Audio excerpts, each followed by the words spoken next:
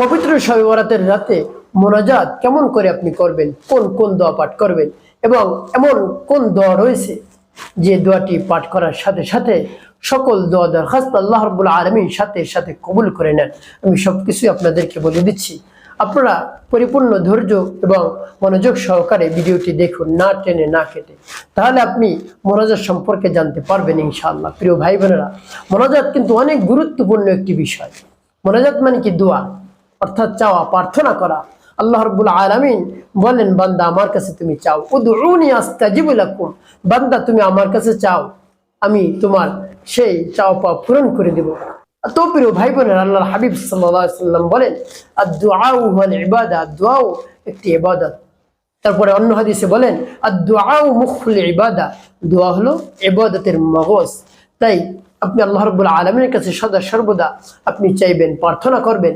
সকল চাওয়া পাওয়া আল্লাহ রাব্বুল আলামিনের কাছে চাইতে হবে, তার কারণ সকল খাজানা আল্লাহ রাব্বুল আলামিনের কাছে আছে, অন্য কারো কাছে নাই। সবকিছু স্বয়ং সম্পূর্ণ অন্য কারো কাছে আপনি পাবেন না, আল্লাহ রাব্বুল আলামিনের কাছে আপনি পাবেন। প্রিয় ভাই বোনেরা, মোনাজাত আল্লাহ রাব্বুল আলামিন আমাদেরকে শিখিয়ে দিয়েছেন যে এভাবে তোমরা মোনাজাত করো। মোনাজাতের শুরুতে কি করতে হবে? যার কাছে চাইবেন তার প্রশংসা করতে হবে, তার গুণগান গাইতে হবে, তার গুণের কথা বলতে হবে। তারপরে তার কাছে আপনি চাইবেন, সাহায্যের কথা বলবেন, আমার অমুকটা দরকার, আমার তমুকটা দরকার, আমাকে এত টাকা দরকার, আমার অমুক জিনিস নষ্ট হয়ে গেছে, আমার সেটা দরকার। এবং এভাবে আপনি আপনার সকল চাওয়া পাওয়ার কথা পরবর্তীতে তুলে ধরবেন। আগে তার প্রশংসা করতে হবে, তার গুণাবলী তার সামনে বলতে হবে, তাহলে সে খুশি হয়ে যাবে। তারপর আপনি যা চাইবেন তাই পাবেন। প্রিয় ভাই বোনেরা, আল্লাহ রাব্বুল আলামিন পবিত্র কোরআন কারীমের মধ্যে মোনাজাত শিখিয়ে দিয়েছেন। দেখুন, দুনিয়াতে যদি আপনি কারো কাছে কিছু চান বা কারো কাছ থেকে যদি কিছু পেতে চান, তাহলে আগে গিয়ে আপনি বলেন, ভাই আমার অমুক জিনিসটা দরকার, আমাকে দিবেন? আপনি তো অনেককে দিয়ে থাকেন, আপনি আমাকেও দেন। আপনি তো অনেক দয়াশীল, মায়াশীল, আপনি দানবীর, এভাবে বলি, তখন তার মন নরম হয়ে যায়। তারপরে তাকে দেয়, তাকে দান করে, সাহায্যের হাত বাড়ায় তার দিকে। প্রিয় ভাই বোনেরা, আল্লাহ রাব্বুল আলামিনও বলেন যে আমার কাছে তোমরা চাও, সেই চাওয়া আল্লাহ রাব্বুল আলামিন স্বয়ং নিজেই শিখিয়ে দিয়েছেন। সেটা হলো পবিত্র কোরআনুল কারীমের সর্বপ্রথম সূরা ফাতিহার মধ্যে আপনি লক্ষ্য করবেন, তাহলে আপনি পেয়ে যাবেন। দেখুন, সূরা ফাতিহার মধ্যে আল্লাহ রাব্বুল আলামিন শিখিয়ে দিয়েছেন যে এভাবে তোমরা চাও।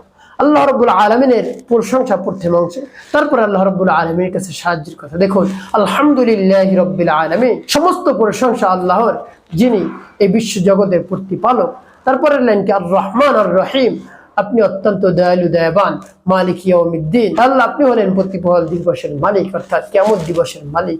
তারপর ইয়্যাকা না'বুদু ওয়া ইয়্যাকা নাস্তাঈন, হে আল্লাহ আমরা তো আপনার ইবাদত করি, আপনার কাছে সাহায্য চাই, আপনি আমাকে সাহায্য করুন। তারপর আপনার যত চাওয়া পাওয়ার আছে সেটা পরে বলবেন, তবে প্রথমে আল্লাহ রাব্বুল আলামিনের প্রশংসা করতে হবে।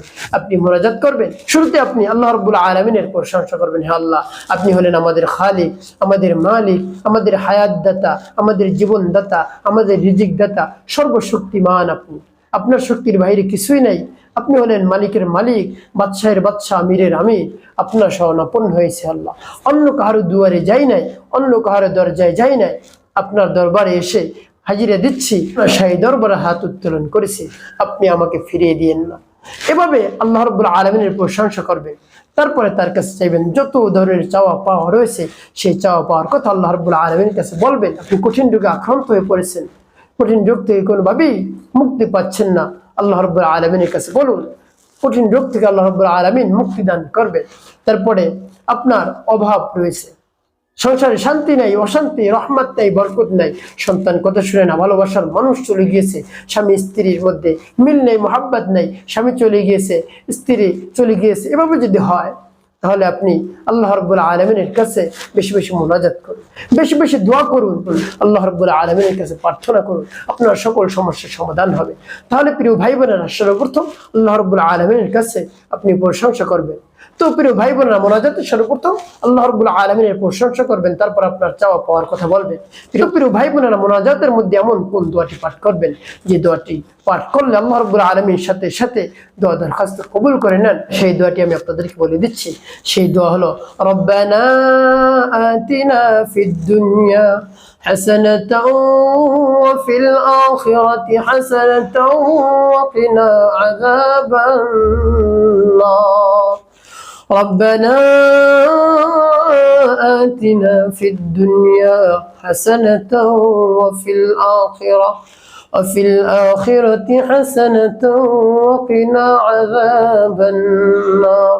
তারপরে ربنا تقبل منا إنك أنت السميع العليم وتب علينا إنك أنت التواب الرحيم. এভাবে আপনি এই দোয়াগুলো পাঠ করবেন, আল্লাহ রাব্বুল আলামিন আপনার দোয়া দরখাস্ত কবুল করে নেবেন, সাথে সাথে দোয়া দরখাস্ত কবুল করে নেবেন ইনশাআল্লাহ। পবিত্র শবে বরাতের রাতে আপনি আল্লাহ রাব্বুল আলামিনের কাছে বেশি বেশি প্রার্থনা করুন, দোয়া করুন, দেখবেন আপনার দোয়া দরখাস্ত রব্বুল কারীম কবুল করে নিয়েছেন।